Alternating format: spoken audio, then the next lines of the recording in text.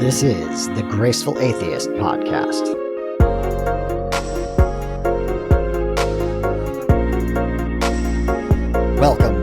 Welcome to the Graceful Atheist Podcast. My name is David, and I am trying to be the Graceful Atheist. I want to thank you all for helping me out. Last week, I asked you to Google deconversion, secular grace, and graceful atheist, and click on my links, and you absolutely did that. I thank you so much. Hopefully the Google AIs will be kind to us. Please consider rating and reviewing the podcast on podchaser.com, and definitely subscribe to the podcast wherever you listen. Special thanks to Mike T for editing today's podcast. Today's episode has transition music from John Monson and the Brothers Galaxy. Stay tuned to the end of the show for their song, Dog Biscuits. On to today's show. I want to preface introducing my guest by saying that the primary focus of the podcast is deconversion stories and secular grace or humanism. If you have read any of my work on gracefulatheist.com, you might also note that I make a very strong distinction between being frustrated or angry with believers as opposed to being angry or frustrated with apologists. I am often frustrated and even angry at the latter, at the apologists, and I am not frustrated with believers. Much of the reason of starting this podcast is the recognition of how difficult it is to see one's own cognitive dissonance. And the process of deconversion is the recognition of that cognitive dissonance and coming to terms with it and ultimately finding solid ground again. What is frustrating about apologists is that they put forth an argument. That argument is debated in many cases. I would argue all of them. Those arguments are refuted. Here's the problem. The same apologist will repeat the same argument again and again and again. And then the people who follow that apologist will repeat the same argument again and again and again. So it's not so much that I don't want apologists to make the arguments. I think they should. I think you should argue for things that you believe in. The difference is being willing to error correct. When someone comes along and says, here's the flaw in your argument, you must react to that. You must be able to see, or at least validate one way or the other, the criticism. Apologetics in general does not do this. Apologetics in general is a hermetically sealed bubble to protect the faith, and it cannot acknowledge flaws in any way. And in fact, one of my greatest frustrations is that it cannot acknowledge even half steps towards acknowledging faults. So apologists wind up defending indefensible positions well away from the thing they actually care about, because if they were to allow those indefensible positions to go, their position would go as well. And my favorite example of this is my recent conversation with Randall Rouser on the topic of methodological naturalism and how it pertains to how we interpret history. In effect, we can't use historical documents as proof of miracles. He's arguing that yes, you can. Other than other apologists, no one else believes this is the case, including other believers. I had Ian Mills on, who argued, even though he is a believer, that we can't use historical documents as proof of the resurrection. On this show, I generally am incredibly restrained. I don't argue with my guests, particularly when they are believers, particularly when they are apologists. I am holding back almost all the time. So today's episode is me not holding back. I have a wonderful guest on, Brian Blais. He is a professor at Bryant University. He has studied physics, mathematics. He's an expert in Bayes Theorem. And we discuss how modern apologetics uses very sophisticated arguments that have exactly the same flaws as all of the old arguments. One of those ways that they make it a sophisticated argument that is equally invalid is using Bayes' theorem. Brian is an expert in this, and he has written a book called The Measure of Faith. He's also written a book called Statistical Inference for Everyone.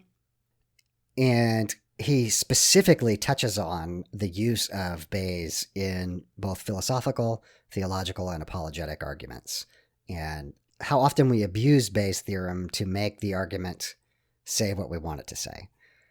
Now, if you have never heard of Bayes' theorem, and I've said the words math, and you are terrified, please hang on. It's better than it sounds.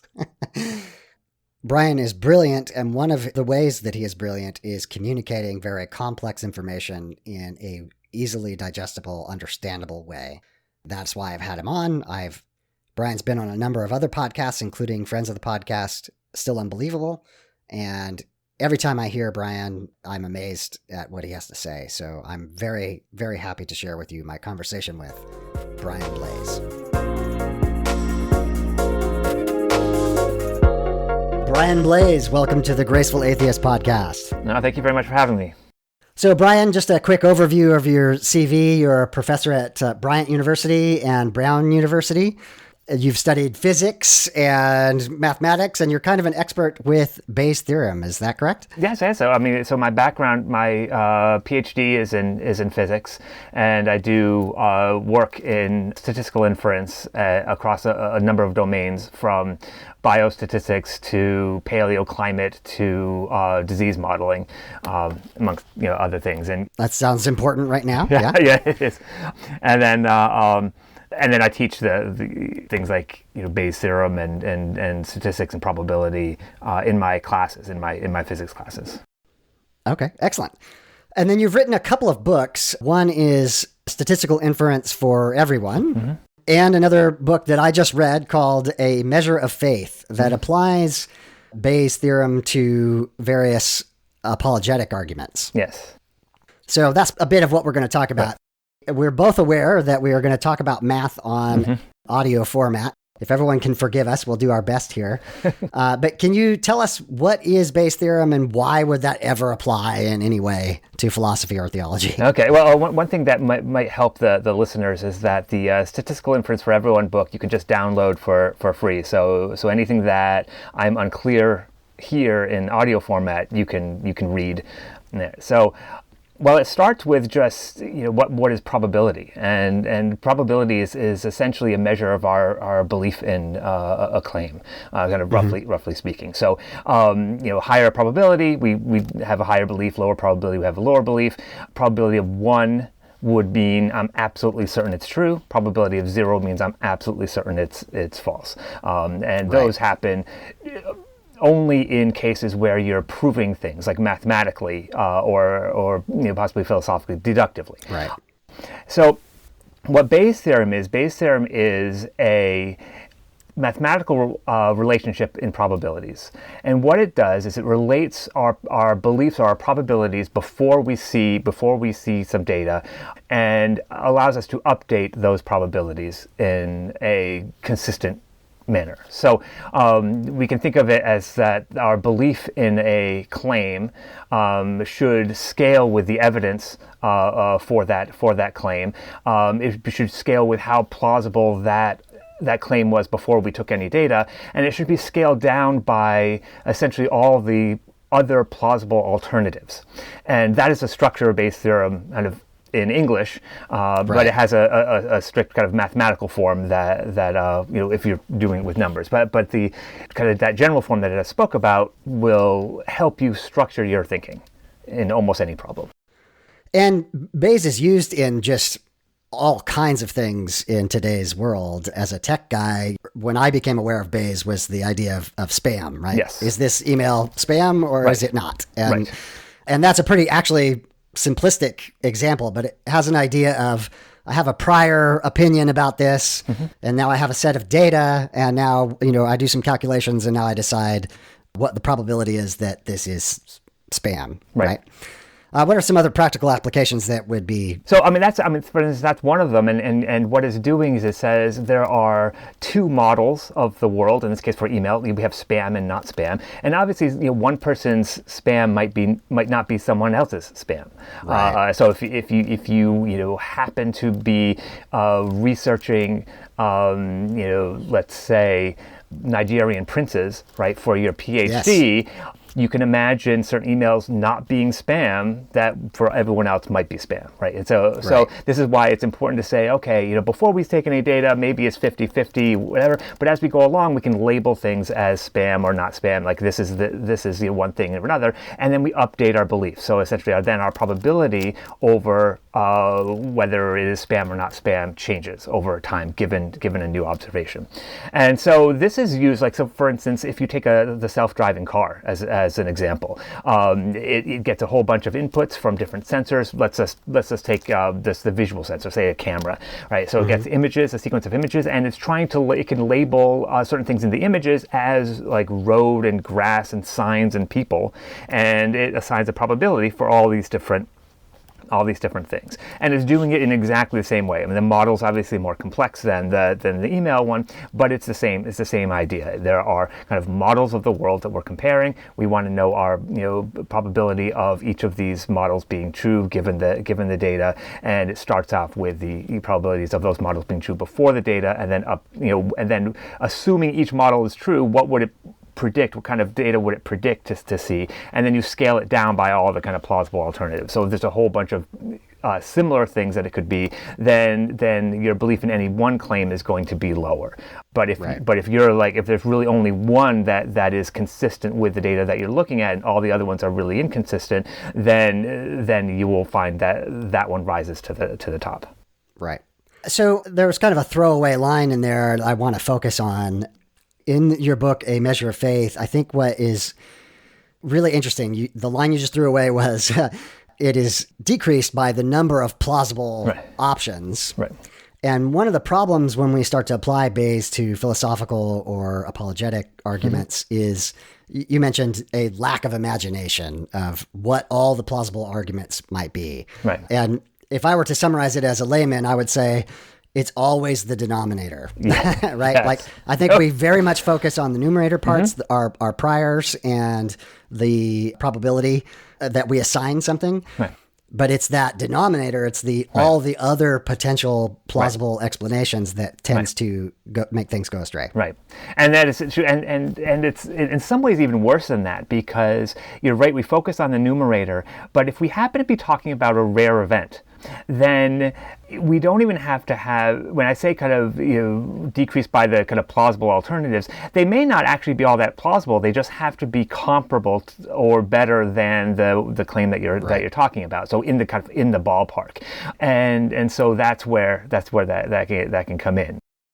One other problem that you point out that often you see in kind of philosophical discussions is they put it in an either or a binary scenario, when in fact it isn't just binary, there are multiple potential options. Right. Yes. I mean, almost all, like if you take the kind of apologetic arguments of Richard Swinburne, for example, and a lot of these that try to use probability to talk about the probability of God, and they'll talk about the claim of theism. So they'll say, is theism more likely than non-theism? And they'll try to do these probabilistic sort of arguments.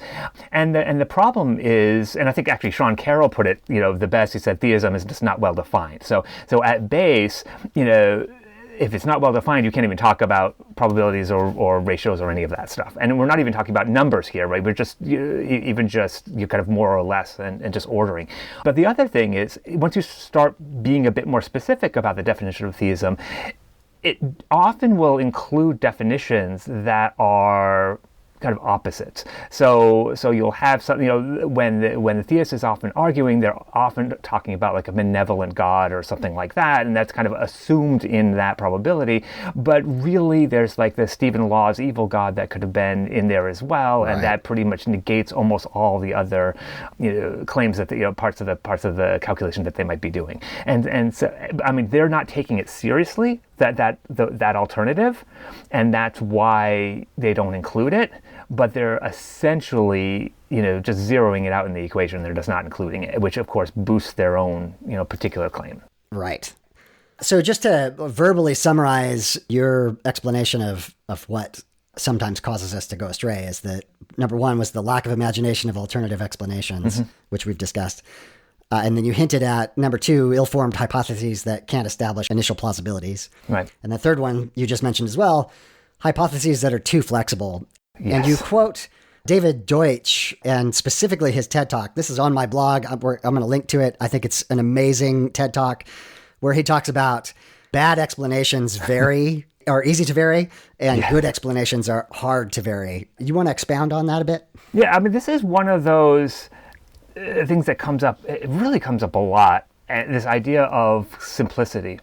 So when they're talking about, when you're comparing different models, you often try to weigh also kind of how simple the model is. I mean, this is what's called Occam's razor in philosophy, and it basically says that you should tend to prefer, for equivalent explanations, you should tend to prefer the simpler one, or you shouldn't multiply assumptions, essentially what it comes down to.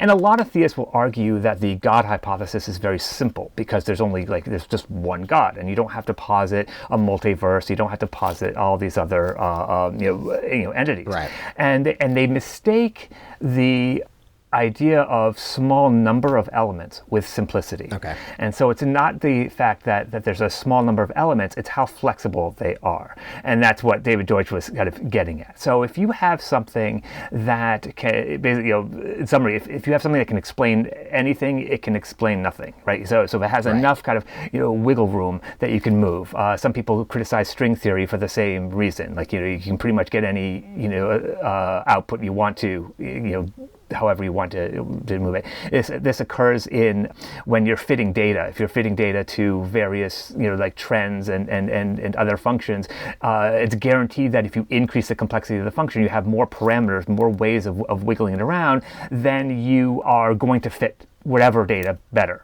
no matter what the data is. Right. Now you could have a complicated equation with very few parameters that you can tune, and that would be a simpler model than one that has fewer of those, but they can vary over a wider range. Right. And so this happens a lot in these kind of theist arguments. They like this idea of simplicity, but they don't recognize that if you just say, oh, you know what, magic did it, that is pretty much about the same, and it's infinitely flexible, which means it's in the vocabulary of simplicity and complexity, infinitely complex, because it can pretty much explain anything. Right. And I think that gets into what Sean Carroll was talking about, theism being not well defined, is that property of most theist claims, is that you can always do kind of post hoc rationalizations of almost any observation, but it's so under constrained that you really can't make predictions. A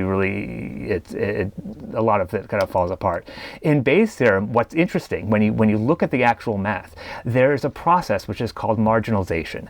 And what that means is essentially you actually end up adding up across all the different values of the variable parameters that you have. And mathematically what it does is it imposes a penalty on whatever probability calculus that you're trying to do, so that more complex models are penalized. They have to actually fit the data even better than simpler models for the same thing. It comes naturally out of the mathematics, and it really is this idea of kind of more variable models are more complex.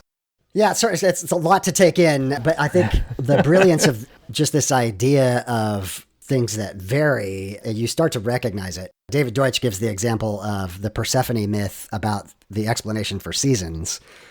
And he compares that to the theory that the Earth has an axial tilt relative to the sun. Right. And, you can compare those two sets of data. One of the things I wanted to talk about is data, and that there's a lot hidden there. Again, this is my layman's perspective, so feel free to correct me, but I got in a Twitter conversation with some analytic philosophers, and I mentioned that a lot is hidden in the data, and they kind of laughed me out of the room.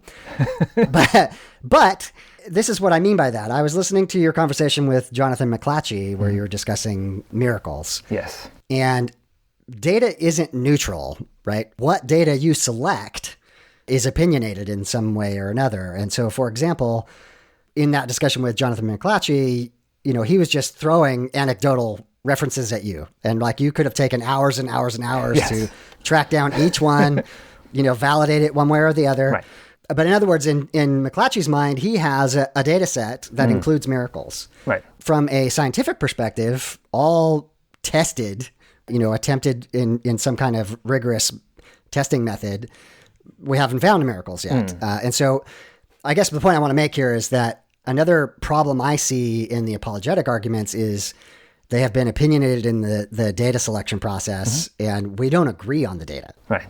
Well, I mean, this comes in a lot. So people have what are called cognitive biases. So they're kind of failures in kind of rational thinking. You don't come to proper conclusions. And one of these, one of the biggest ones is confirmation bias. You will tend to discount data that disagrees with you. You'll tend to augment data that agrees with you.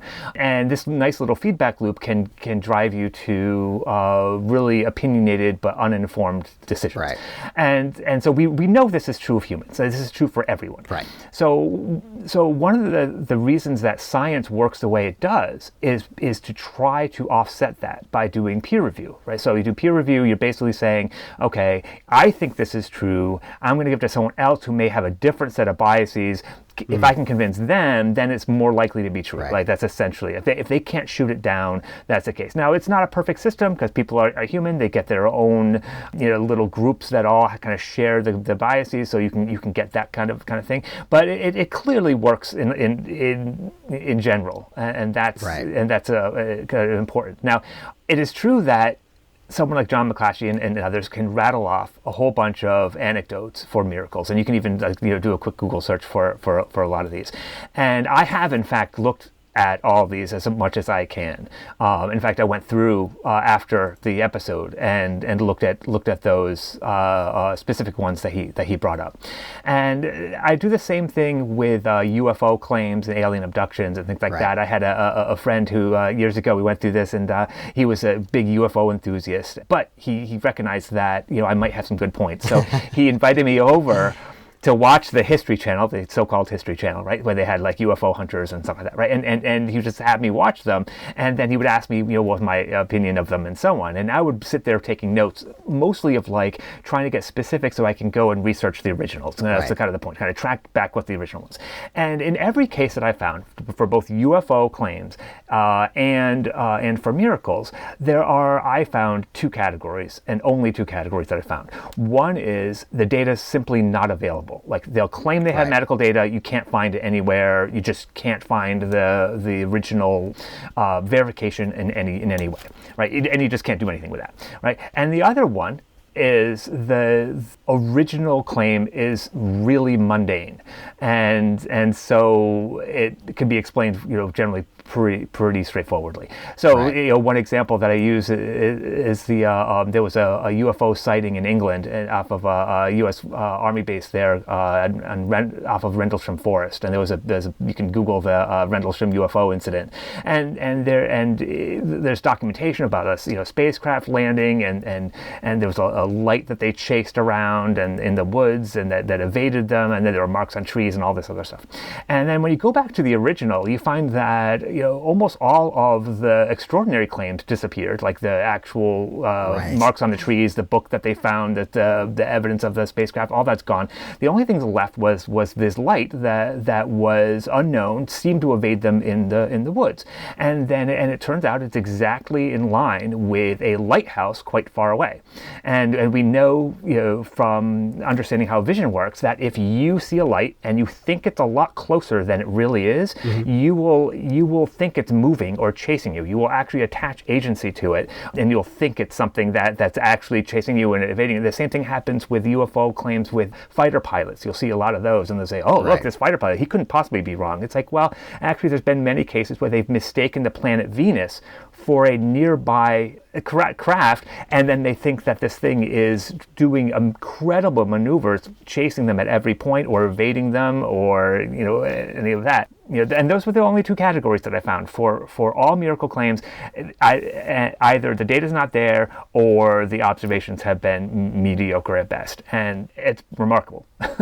Yeah.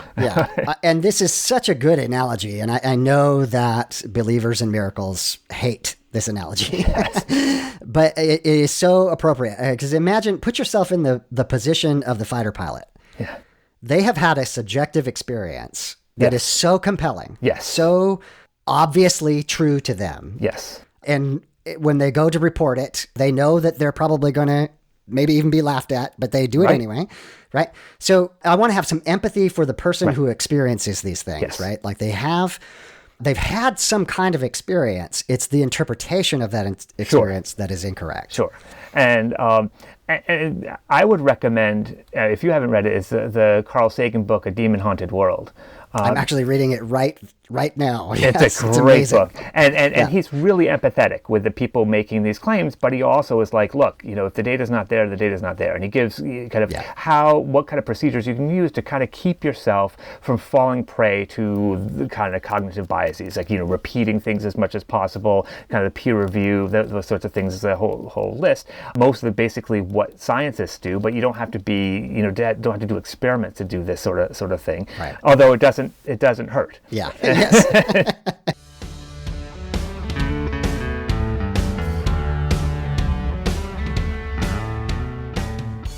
I think one of the great ironies that I keep trying to articulate on the other side of faith, I don't know if you know my story at all, but I used to be a very dedicated Christian and began to recognize that, particularly from apologetics, that I agreed with the conclusions on faith, but I saw that the arguments were bad, and that started to gnaw on me. And as I started to look for better evidence and realizing it wasn't there, I eventually admitted to myself I no longer believed.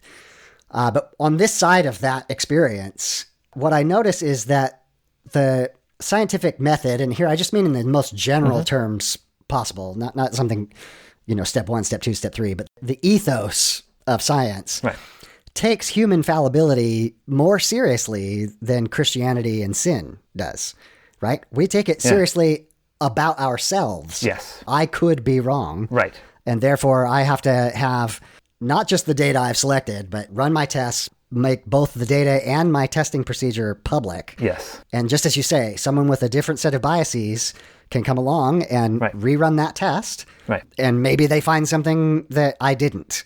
Right. And I need to take that seriously. And you have to look for ways, in a sense, to test or to see, how could I know if I was wrong? How would I know? And that sort of thing. I had a story I told before, but it's I think a nice example of this. I was sitting at a table a couple of years ago with a student, and we were working on some problem, and I looked up and there was a clock in the room, and the clock was clearly broken. Like it was showing the wrong time, and the second hand was ticking kind of erratically. It would tick like 1 second, it would pause for a while, it would jump 5 seconds and pause for a while, jump 2. Right? It was like clear. I was like, oh, that clock is like completely broken. And my student was like, no, actually, I think it's clicking out the right amount of time. It's just doing it erratically. So it's like, clicking 1 second, pausing for 5, jumping 5, and so on. And I looked at it again, and I was like, no, it's just broken, right? So that's right. So it disagreed. So then I was like, okay, let's put $1 down, just to make a bet out of it. And we both sat there with our smartphones, timing this clock that was on the wall for a couple minutes,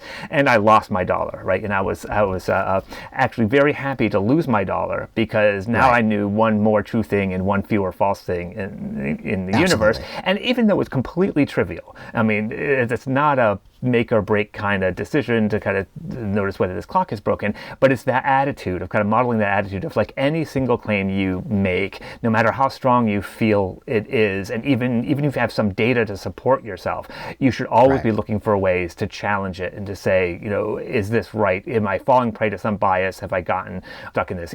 Do I have a lack of imagination and alternatives? Like, kind of training yourself to think of alternatives is a useful way to do it. And if you can't do that, use other people to kind of boost that, because they can often think of other ways to look at the data. Exactly.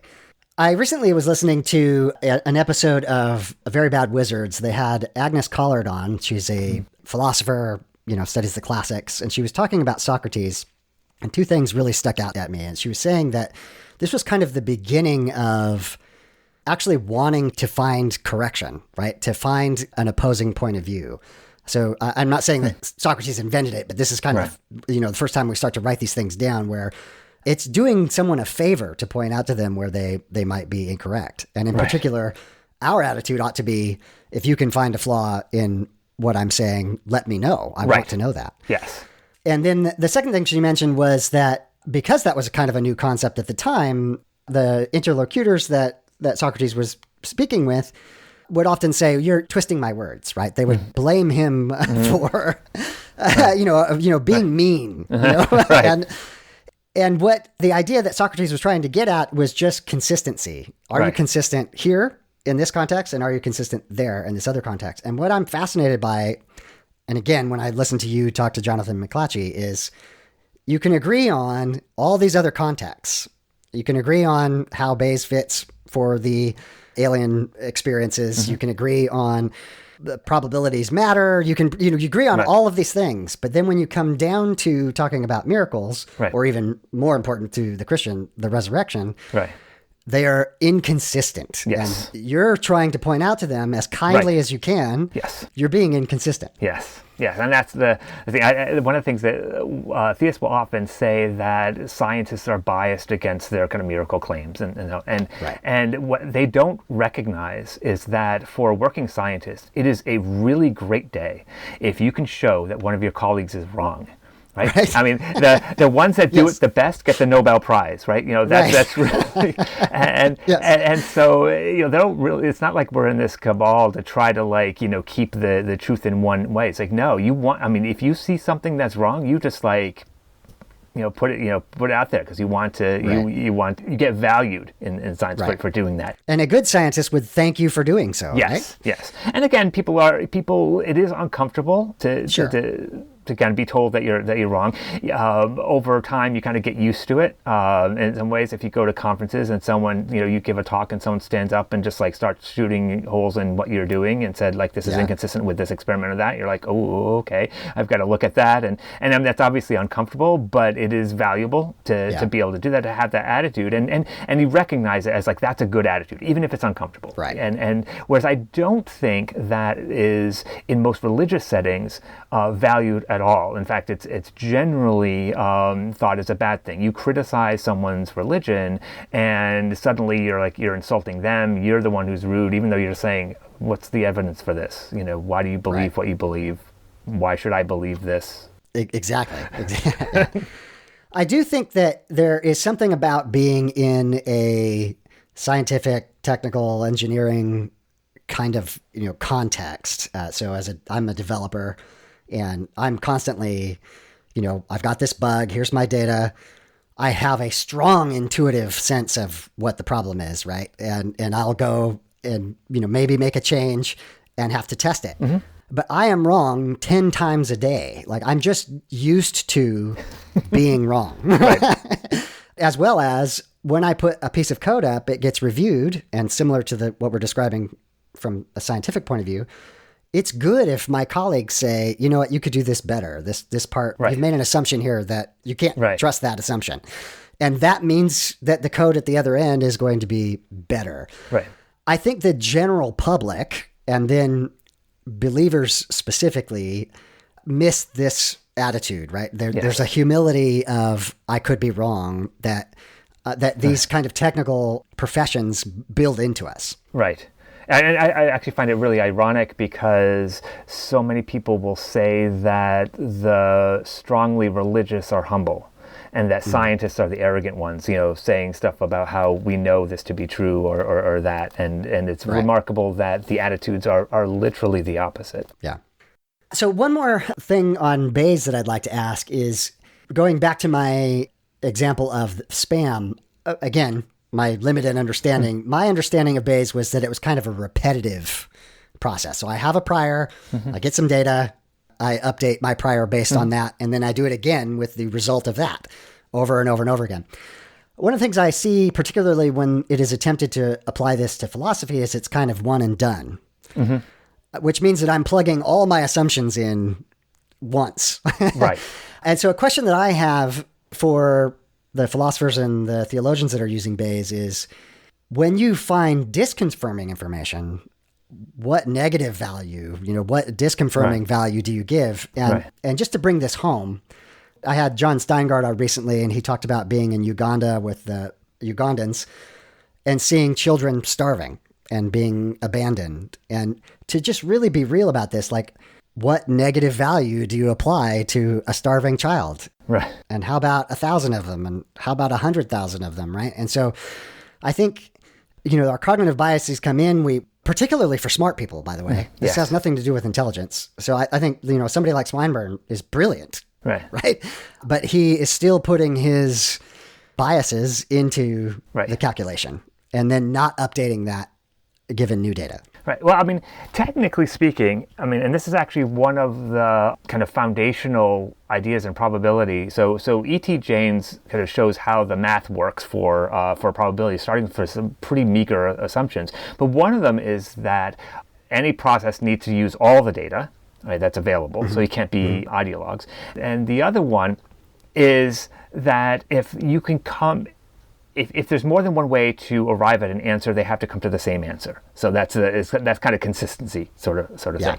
So technically speaking, if you start and include all the data all at once, starting from a basic prior, and you can do that, or you can do it stepwise. It should mathematically it should make no difference. Practically speaking, though, it can make a difference in the sense that it's a lot easier to just kind of do small updates rather than try to do all at once. It's kind of like training your spam versus no spam. It's much easier to kind of keep training it. And so the posterior probability, so the one after the calculation, then becomes your prior probability for the next calculation, and then and so on. The problem I find practically in kind of the philosophical areas for doing this, and this is not even just putting numbers in, it's just this idea, and I heard that I think it was on Skeptics and Seekers recently, and it might have been Dale who was saying something about you want to start with a totally agnostic prior 50-50 and then let all the data go in, right? And the problem is they don't include all the data. Right. All right, because you have to go back to the dawn of time and include all of the observations from science and everything else going forward. It's much easier to start with something which is a little bit more current. So practically speaking, that it makes it a little less likely that you're going to just sweep a whole lot of things under the rug. It's kind of like saying, okay, if you're trying to find the probability the sun's going to rise tomorrow, right? And you start with 50-50. It's like, okay, sure, you can do that, but then you have to take every single observation anyone has ever had of the sun rising from the dawn of time all the way to now in order to update your virus. It's much easier to start with kind of our knowledge of science now and start there. So there's kind of a practical difference when you're actually trying to do it. That's not, in principle or in theory shouldn't make a difference. It's just that in one case it's a little harder to hide your data.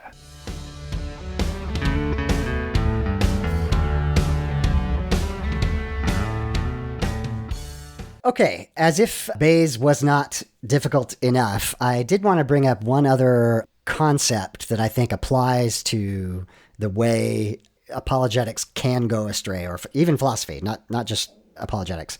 And just to steelman that for a minute, for example, Nick Bostrom's argument for we live in a simulation, I think falls prey to the exact same problems. So this isn't necessarily about, religious arguments. It is how we can fool ourselves into believing our argument is correct without seeing hidden information.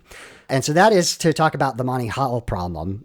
So I'd like you to describe it, and then we'll talk about how that might apply. Okay, so the problem, as I understand it, the Monty Hall problem, and I find one has to be very careful about the way one phrases the problem, because you can kind of sneak in kind of subtle differences if you're into it. Right, but, so which makes the point we're trying to make as well. Right, yeah, exactly. But people can run into problems with not including the whole description and so on. So the idea is that there's a game show, and there's a host of the game show and the contestant, and there are a choice choice of 3 doors, and behind one of the doors is a new car, and the other 2 doors there's a goat between each one, and you're there, and you're allowed to pick one of the doors. So I can imagine that I am the host, say, and you're the contestant, and I ask you, what door do you choose? Right. Let's do door number 3. Door number 3. Okay, so as the host, I am not going to do anything with the door that you chose, so I'm not going to do anything with door number 3. All right, but I am going to open up a door with a goat in it. Now, as a host, I know where the car is, right. So I can always make sure to open up a door with a goat. So I open up door number 1 that has a goat in it, right? And now you're down to 2 choices, door number 2 and door number 3, and you're given another chance. You're going to say, okay, you chose door number 3, but that was when there were 3 doors. Now there's only 2 doors, right? Is it better for you to keep your answer? Is it better for you to switch your answer, or does it make any difference at all? Is it basically equivalent to a coin flip? So that's the setup. Right. And I think the human intuition is it's 50-50. I might as well stick with my right. door. Right. Yeah. And sometimes people will really overthink it and think that they're just trying to play games with you, and they're trying to mess with your head and other stuff. And there's other subtle things going on, and they've moved the car behind the seats or whatever. But let's assume none of that's happening. Right. And so, our intuition oftentimes is like, oh, we have 2 choices. They must be equally likely. It turns out, no, it's actually much better to switch. And it's like 2/3, 1/3. So it's not a huge difference, but it is, a factor right. of 2 essentially. But and the reasoning behind it can be pretty subtle. Like if you're trying to describe it, most people say, well, the first time you chose the door, you had 1/3 chance. That doesn't change when the host opens the other door, and so all the rest of the probability goes into the other door.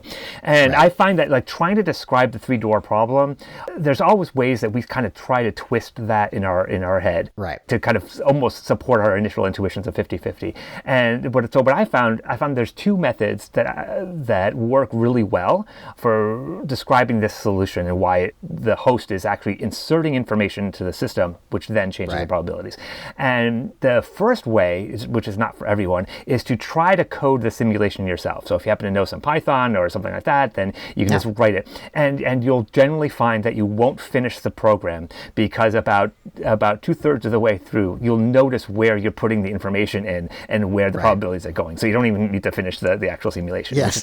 So I remember starting that multiple times and not finishing it. But I think I did finish it once, just because I had to show a student. But that was but the other way is to kind of expand the number, to kind of make it a little bit more obvious. E.T. James sometimes calls this the Galilean method, to kind of take something that is small and make it much bigger, so that you can just see it with your naked eye without any math, without any subtlety. Right. So I go to a 1,000-door problem. Okay. So again, I'm the host. There's a car behind one of the doors. There are 1,000 doors, numbered 1 to 1,000, and you're allowed to pick one of the doors. There's only a car behind one of them, and go behind all the other ones. And I'm going to place the car behind one of the doors right now, so now you can choose. Door number 251. 251. Okay. So, as a host, I'm going to open up door number 1, show you that there's a goat. I'm going to open up door number 2. There's a goat. 3, 4, 5. I go up to 250.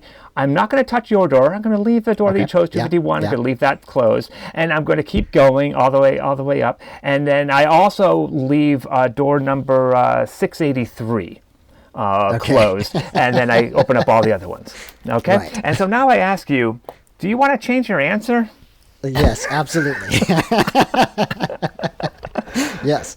and so and there it becomes kind of obvious in that way, and sometimes you can take a problem and kind of magnify it to the point where you can your natural intuitions will definitely show you that. There's that story actually about Galileo when he first used the telescope to look at the phases of Venus, and more specifically to look at the moons of Jupiter. And this was the first time people could observe something that was orbiting another object other than the Earth. So it was basically showing that not everything orbited the Earth. And the bishops in his day were like, no, sorry, everything orbits the Earth. And he's like, look in the telescope. It's right here. It's pointing at Jupiter. And they're like, nope, we're not looking. Yes, exactly. and that's and so that's kind of one of those kind of cognitive biases coming in that, you Right. know, you don't want to put yourself in a position where you might be wrong, because then you have to kind of re-examine everything, and that kind of uncomfortableness that happens. But one, you know, really should invite that sort of thing. Yeah. So I think the book that just blew my mind the most was Daniel Kahneman's Thinking Fast and Thinking Slow, which is about behavioral economics. Mm-hmm. And you could summarize the book in saying, you know, all the ways in which human intuition is incorrect. Right. And this ties into the Monty Hall thing. The point I want to draw out here is that we have very strong intuitions in the three-door problem, that it's still just 50-50. Mm-hmm. Like, it's really hard. Yeah. Even I know what the solution to this, right? Yes. And even still, there's like, it's like I have to prove to myself every time I right. look at this. And as soon as you do the 1,000-door problem, it becomes abundantly obvious. It becomes right. very, very clear. So what I think it happens is a lot of both philosophical and theological or apologetic arguments play on our intuitions mm-hmm. while they are hiding information. They have inserted information unstated or presupposed without acknowledging it. Mm-hmm. And then what I find so often between believers and non-believers talking is they're talking past each other because that bit of information has been hidden, is not talked about. And then once you see it, it's like, you know, seeing the magician with the coin in their hand as they say, look, there's a coin behind your ear. As soon as you see it, you can't unsee it. You can see where things have gone astray. I think my favorite example of this is the Kalam cosmological argument, that it just, even granting the bits about the beginnings having causes and all those things which are debatable, when we get to, you know, an uncaused, personal, all-powerful, right. It's just inserting this huge amount of information right in front of you. Right. And I'm very much aware that there are sub-points to Craig's argument, and there's right. subtlety in there, but that's kind of my point, is that the information is snuck in these subtle locations. And the part of the work is identifying where that has happened. Right, yeah. I mean, I think with Kalam, it's interesting. I hear a lot, you know, Matt Delahanty on the Atheist Experience will often bring this up. Someone will be like, you know, come up with the Kalam cosmological argument for God, and then he'll point out it's actually not an argument for God. God is nowhere in the conclusions. Right. And so, right. You know, it's like, okay, you get to the point that there's a cause of the universe, and that's pretty much it. And then you have to right. add other things in order to get anything that's remotely like an agent. Right. And that's right. and that's the part they kind of sneak in. I mean, I think also the Craig has a way of, and maybe this is the way a lot of apologists do it, is they feel like if they can get you to believe part of the story, they can pull you into all the rest, even if the rest right. is not well supported. So if you can believe in the historicity of the Bible, they might be able to get you to believe the resurrection. Once you have that, then you can pull right. in all the other stuff. The same thing for like the Kalam. If you can get you to believe that there is a beginning to the universe, and they can convince you that it might be an agent, boom, they can pull you into all the other things. So I think it's a tactic more than anything else.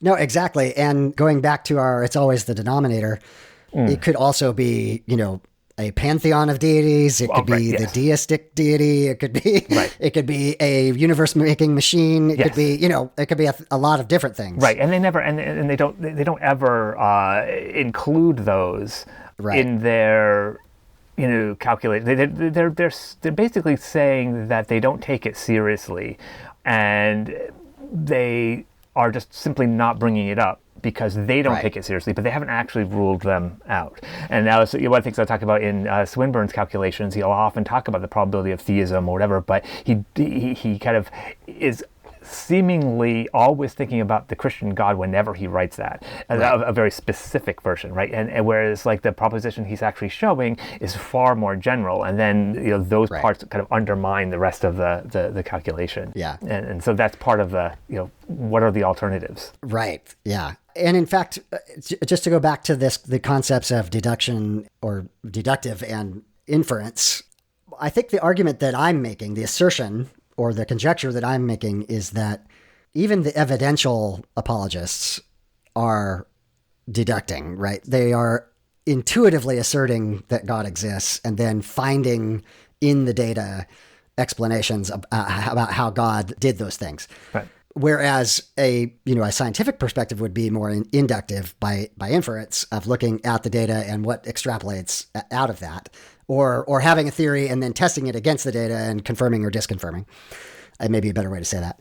And I think the irony is that although I think the presuppositional apologists are terrible, right. They are somewhat more honest. They're at least putting that assertion out on the table. I personally don't want to talk to presuppositional apologists, but and here's my example. So I recently had, a few months ago, I had Randall Browser on, and we were talking about specifically methodological naturalism as it applies to history. And so I was trying to steelman his argument, and I was saying, let's grant the historicity of the Gospels up to miracles, right? That's because that's the thing that's being questioned, and specifically the resurrection, obviously. And I pointed out to him that there could be, and I unfortunately, I slip on the tongue for me. I said an infinite number of natural explanations. That was my bad. But in other words, what I meant was there are many, many, many more plausible natural explanations for an empty tomb, a group of people being convinced that their leader has risen from the dead and ascended into heaven. Right. And that was the point I was trying to make. I did it inelegantly. But that's where we hit that cognitive dissonance, that they just can't see that is a reasonable thing to believe. And they're thinking that those are really unlikely. So for example, maybe Jesus had a twin, right? So that even saying it seems almost ridiculous. Yeah. But if you're talking about like what's more likely, someone like coming back from the dead or someone having a twin, and even it's like, okay, I mean, I think even though it's super unlikely to have that as a twin, and that this started this whole movement, it's still more likely than the claim of rising from the dead, which is an issue. Exactly. Right. But I think also part of it, I was having a discussion on my blog, going back and forth about definitions of miracles and things like that, and evidence for them and what would convince me and so on. And one of the things I realized along the way is that the word miracle actually, it merges two things that I think is more valuable separated. And this is true for almost any, because we wouldn't call like a UFO claim like a miracle claim in that sense, right? So you have the event, like whether the event that as described happened, and we have the kind of evidence possibly for that event, and you have the purported cause for that thing, right? And so one of the things that I do when if someone comes up with an amazing claim, a miracle medical thing, a UFO abduction, a miracle claim, whatever it happens to be, the first thing I try to see is like, is there even any reason to look at this event, like to believe that this even happened at all, like before even talking about causes or anything like that. But the word miracle, I think, seems to imply a rare or one-off event caused by some kind of agent, like supernatural agent or whatever, right? So so they're mixing the event and the cause. So if you say, do you believe in miracles? It's like, well, you could believe that an event happened, but we don't know what the cause is. Or you can say like, you just don't believe that the event actually happened as, or the event was mistakenly, like some other event happened, it was mistakenly attributed to this, whatever, but then the cause is like, but separating it out. But the word miracle, I think, merges them together in a way that if you challenge it, suddenly seems to, people take it almost personally, because you're looking at it. But it also means that whenever a theist is talking about something like the resurrection or a miracle, they're thinking, oh, the agent's already tied to this event, right? So then if you start bringing up things that might explain the event, they're like, no, this doesn't work, because they kind of bound these two things together in their head, and that won't budge. They can't kind of separate out like this idea of, well, what's the alternative explanations essentially of just the event, that way, before you even talk about causes. So in the Bayesian notation, it's kind of like the probability of the resurrection given God's existence is pretty high, right? But you have to give. No, actually, that's not completely true, right? I would say the probability of the resurrection, given a specific Christian God, where you're specifically saying what that God would do, would be high, right? You could imagine even having a Christian God that was not into resurrections. You could be, for instance, you could be Jewish. You could be Jewish, right? Yeah, that's exactly right. And I'm trying to remember the sect that believed that Jesus didn't actually die. He was just a super being on Earth, kind of like Superman in that way, and kind of pretended to die. I can't remember the name of Jehovah's it. Witnesses and No, it's an ancient one. It's not around anymore, right? Okay, and it's and it'll come to me kind of later. But there were other ones, and then you have the Marcionites who believed that the God of Jesus was not Jehovah, was not the Old Testament God, and you have the resurrection, right? In that way. So you have to be careful about what assumptions you're putting in when you say probability of resurrection given theism or given the existence of God, because you could have Stephen Law's evil God. You could have the Greek pantheon. The probability of Jesus resurrecting under the Greek pantheon is near zero, right?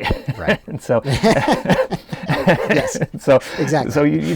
So one has to be careful, and that's one of those cases where it's really easy to slip in those assumptions in that kind of calculation. And one thing I also want to state is that I think Bayes' theorem is not about the math.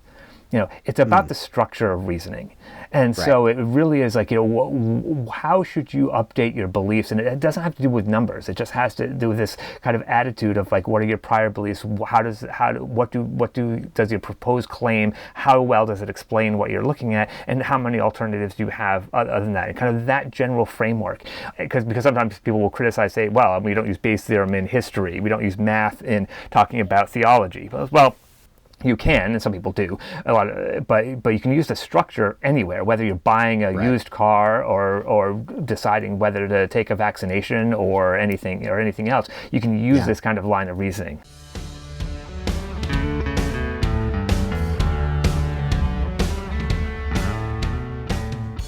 That's actually what I wanted to segue to is, we can get out of the realm of philosophy in that beliefs have consequences. Yes. We'll just acknowledge here that we are recording this the day after the events that took place on the Capitol, and that is the result of poor critical thinking.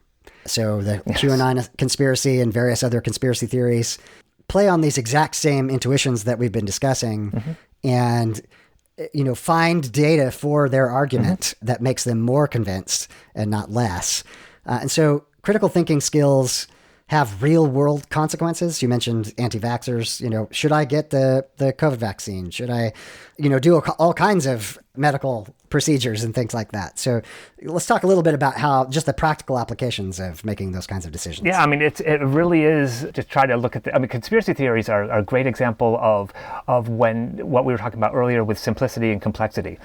So what happens with any conspiracy theory is once you kind of show data that goes against the conspiracy, they pull that data into the conspiracy. So if you say, well, did we land on the moon? It's like, yes, we have like a lot of data on that. We have the recordings, the NASA recordings. Well, NASA is in on it, right? We have the astronauts that were okay. The astronauts are in that. It's like, and then it goes so far as like my favorite counter for the people who claim that we didn't land on the moon is I point out two facts. The one is that there was one group at that time who would have loved to have exposed the United States as fraudulently landing on the moon, right? Yeah. And the way that you could do that is if you happen to have satellites up in between the Earth and the moon, you'd be able to tell which direction the broadcast was coming from. And it turned out that same group had the most satellites up at the time. And here we're obviously talking about the USSR at the time, right? And so correct, yeah. And so they would have to be in on the conspiracy. Right, and I've actually heard that when I brought up that thing, and so once you have a model that is infinitely flexible, right, it no longer explains anything. It's, you really should look at it and be like, okay, this can explain everything, so it's explaining nothing. I shouldn't believe these claims. Yeah. And this is one of the kind of hallmarks of conspiracy theories in particular is that they can kind of swallow up any kind of counter data by just writing it off as part of the conspiracy. Yeah. And that's big pharma's against you, right? And then if you show that like, well, that's not the case, oh, they must also be in on the conspiracy, and so on.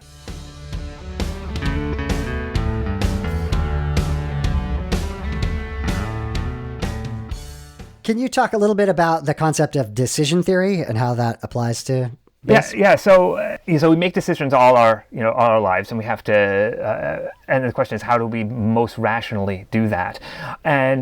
And so we are weighing not just the probabilities of various events, but what's called their utility. And the utility can be something good or bad, like it could be kind of a punishment or something like that. So, one example I like to look at is, like, let's say you just left your house, you're driving to work, and not right now because we're under quarantine, but like imagine you're driving to work. Imagine a different world. Different world last year, and you realize that you left your stereo on, right? You'd be like, oh, okay, I'll turn it off when I get home, right? No big deal. Or compare that to, like, I think I might have forgotten and left the iron on, right? And that, right? So and so suddenly, even though you might be less confident that you've left the iron on, the stakes are so much larger that you make a decision based on utility. It's more costly to burn your house down than it is to turn around right now and inconvenience yourself, driving back home. Whereas in the other case, leaving your stereo on, there's no, there's really low risk of having anything bad happen, and so it's more costly to turn around at that time. And we kind of do this all the time, and so I think that framing it like that also helps in terms of, if you want to make a good decision, you weigh out what are the probabilities of the various outcomes and what are the consequences of those outcomes, and that's how it comes about. I actually tie this concept in a measure of faith to the notion of faith, because the theists will often talk about believing something on faith, and I had a discussion on the Unbelievable podcast about almost like the definition of faith and how it's used, and unfortunately most theists will do an equivocation fallacy. They'll use the word in more than one way. Sometimes in the middle of a conversation they'll switch. Right. So in some ways it means belief without evidence, which is common. Most theists will not admit that that's the case, so they'll prefer the other one, which they just say is trust. And yet I haven't heard a theist say, when can I use the word faith and not the word trust? If I can use the word trust everywhere, just use the word trust. Why even use the word? So that's just from a practical point of view.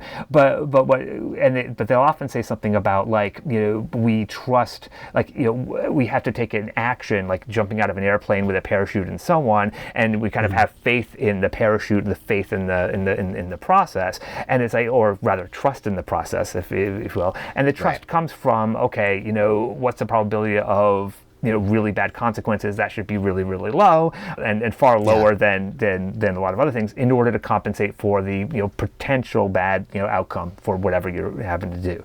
And people constantly do this kind of intuitively for the most part, but sometimes it's important to do it explicitly under certain cases if you have to be really careful about that. I mean, medical procedures are really common. Like, they're gonna say, like, you have to take an X-ray. Is this what's the potential benefit? What's the potential cost? What's the probability that it's going to give you, like, the result that you want, and so on. And that's and people are weighing these things all the time. Yeah. One of the things I said early on when COVID hit is, this is kind of a perfect storm of what humans are bad at, and that is relatively low probability but high consequence decisions. So, as particularly in the lower part of the exponential curve, it was relatively, low probability that you were going to catch COVID, right? But the consequence of doing so was so high. And each of us was making that calculation on a daily basis. Do I go to the grocery store? Do I go to work? What do I do? And we are particularly bad at that when we don't do the math, so to speak, when we don't do the explicit calculation. Yeah, we're also bad at anything that doesn't grow linearly. So exponential growth is something that is supremely unintuitive, and happens in these cases. So if people don't think in terms of doubling times, and so so as the disease was going, it's like, there's just so few people who are sick, and the hospitals are fine, and all the experts were saying, no, this is going to get really, really bad, and people were saying, no, it's not, but then if it was doubling every 10 days, then if your hospitals are only half full, then on one day, that means 10 days later they'll be completely full, and then in 10 more days you have to have twice as many hospitals, right? And exactly. So it goes from, like, totally fine to unsustainable very quickly. This is true in exponential growth of anything, really. Populations will max out resources that way, and it'll look fine almost right up to the point where it's a crisis. And so and people don't have a good intuition for that. And then on top of that, diseases have lag times. Yeah. So the response of a disease to any policy or behavior change will be lagged by some number of days. And so what I do now is not going to affect me for like later on. People are really bad at that kind of thing. It's that's why people are really bad at losing weight and exercising and so on, because like I can run 3 miles today and tomorrow I weigh myself and I might even be heavier. Right. Yeah. It's because the effect is accumulative and it goes over time, and people are really not very good at those sorts of intuitions. So since we were imagining different worlds, so if we can imagine and I don't want to be too political here, but a government that was using decision theory early on in the pandemic to say how much PPE we need to prepare for, what money we need to get out to states, those kinds of things, they could have been using this very calculation to make better decisions, because in many ways we find ourselves in almost the worst case scenario. Yeah, I mean, it is obviously in any kind of pandemic, the problem is really complicated, and there are a lot of issues, and so it's hard to kind of simplify for sure. Sure, but we know how the biology works. And I think kind of education on that would have been really helpful early on. Like talking about like there are delays that we're going to do some stuff, it's not going to have an effect. So don't expect there to be an effect and for X amount of time, and then we'll see, right? And so that sort of thing. And then it's a novel virus, so we don't know all about it. Like, how does it transmit? Is it, and we can make mistakes early on, especially about whether, and which causes some kind of mixed messages. And people also don't understand, like, the number of criticisms people have gotten over changes in policy on, say, for instance, mask wearing.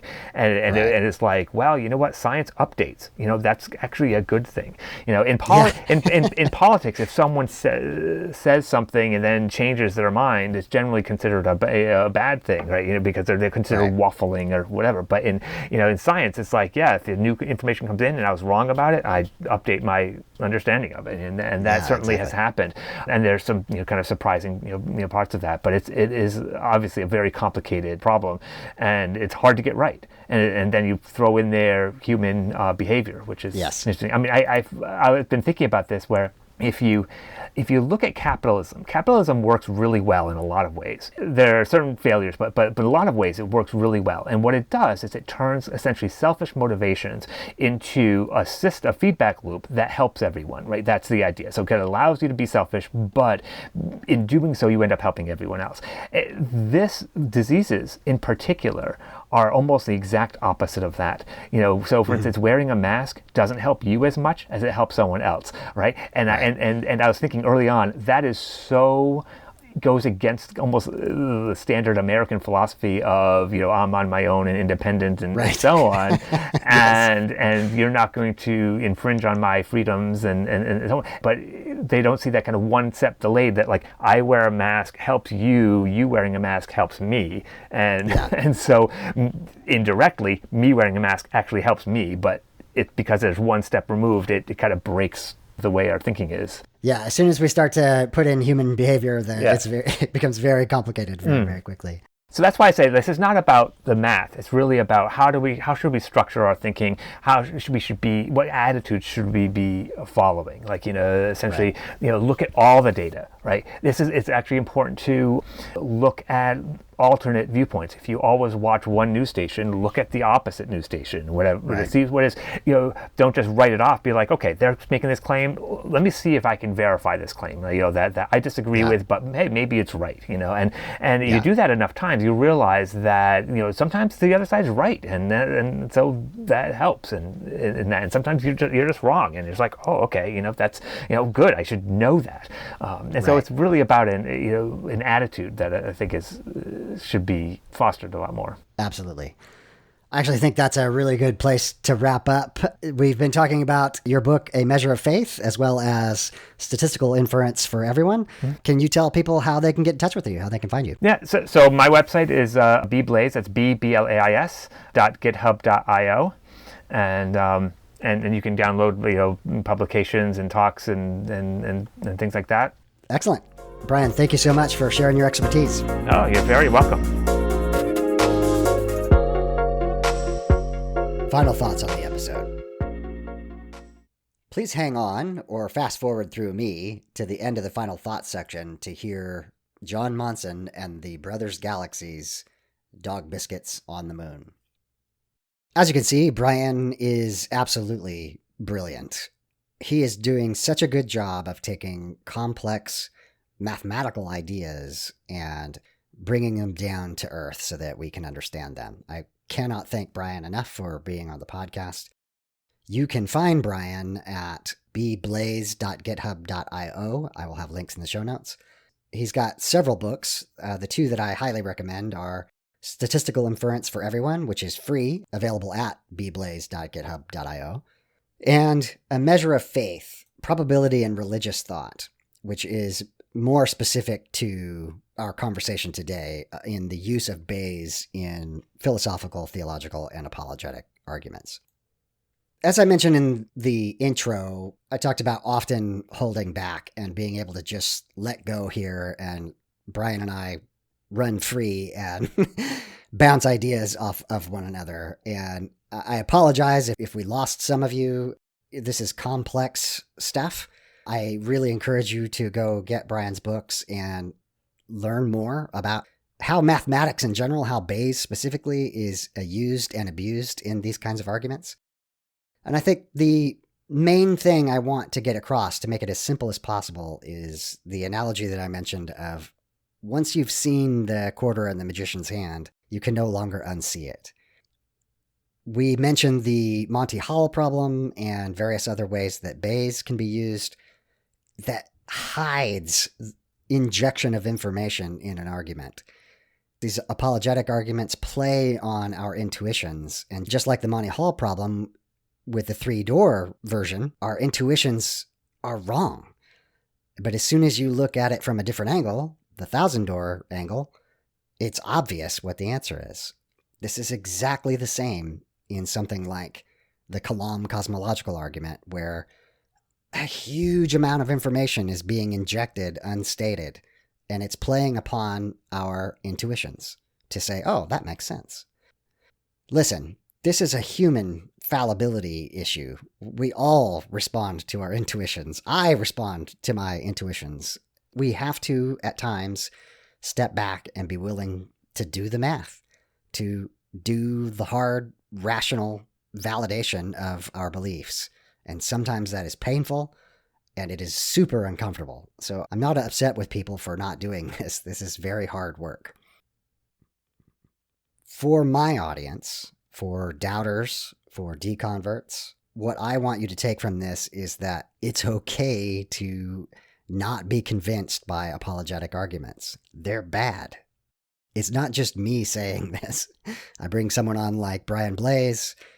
Recently, I had Barrett Evans, who did this tremendous amount of research in his book, The Contemplative Skeptic. What's interesting about Barrett's book is he's not really making any counter-arguments. He's just listing out the ways that people have argued for faith over the eons, for various faiths, not just Christianity. And just listing them shows their weakness. The other topic that I think is really important is this idea of consistency. Whatever your method is for deciding whether something is true or not, are you consistent when you apply this? Are you consistent when you apply it to your personal beliefs? Are you consistent when you apply it to something that you disagree with? In other words, do you have the same standard for the things that you think are true and the things that you don't think are true? One of my frustrations with apologetics is that it is in fact special pleading, that the very same standard they would use to reject all other religious faith claims, they ignore when it is applied to their own. So again, the one thing I want you to take away from this is if you are unconvinced by apologetic arguments, you are not alone. And it is okay to reject them. It is okay to ask for more evidence. In my document, How to Deconvert, I say one description of deconversion is the gradual, even subconscious, raising of one's standards of evidence until the weak, circumstantial, and special pleading nature of the faith tradition's explanations is revealed and it all comes crashing down. It's okay if you see them as special pleading and weak and circumstantial, because they are. It's okay to refuse to engage with apologists, because they're probably not going to say anything new anyway. I want to thank Brian for being on the podcast, for sharing his expertise. He was amazing. I highly encourage you go reach out to him and let him know. This has been not as graceful an episode in that I really have unloaded here a bit on apologetics, which is a field of study that frustrates me to no end. If you feel the same way, let me know. If you think I've been entirely unfair, let me know. If you think you can come on the show and make a new argument that isn't playing on our intuitions and isn't hiding information in some way, get in touch with me. I'll have you on. Special thanks again to John Monson and the Brothers Galaxy for the interlude music. You will very likely hear more from them in coming episodes. But here is their song, Dog Biscuits on the Moon.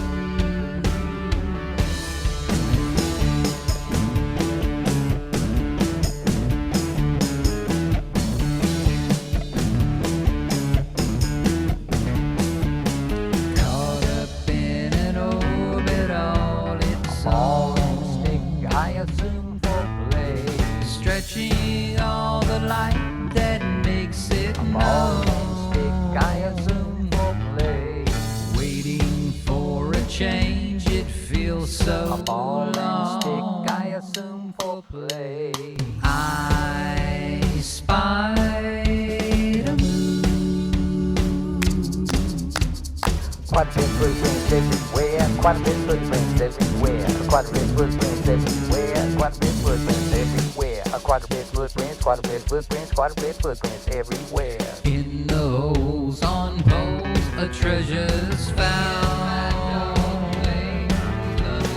Dosed with ashy flowers of the ground. Once a blob of lava in the sky. Dog biscuits on.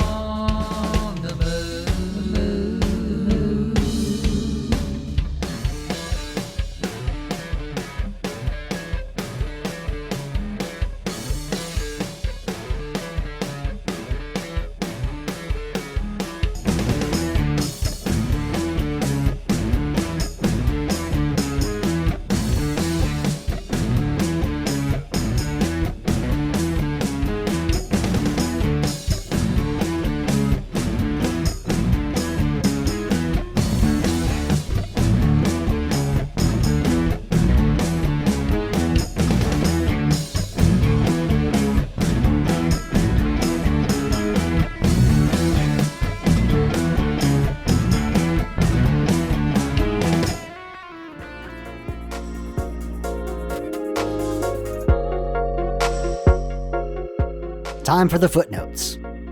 The beat is called Waves from Mackay Beats. Links will be in the show notes. If you'd like to support the podcast, you can promote it on your social media. You can subscribe to it in your favorite podcast application, and you can rate and review it on podchaser.com. You can also support the podcast by clicking on the affiliate links for books on gracefulatheist.com. If you have podcast production experience and you would like to participate with the podcast, please get in touch with me. Have you gone through a faith transition and do you need to tell your story? Reach out.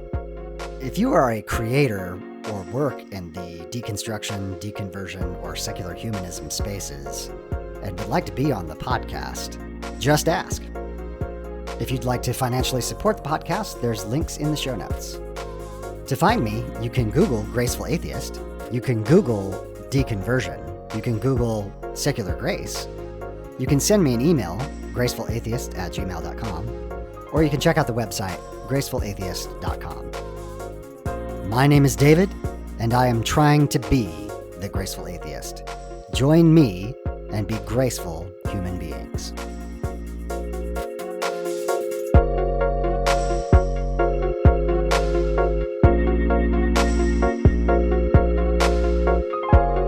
This has been the Graceful Atheist Podcast.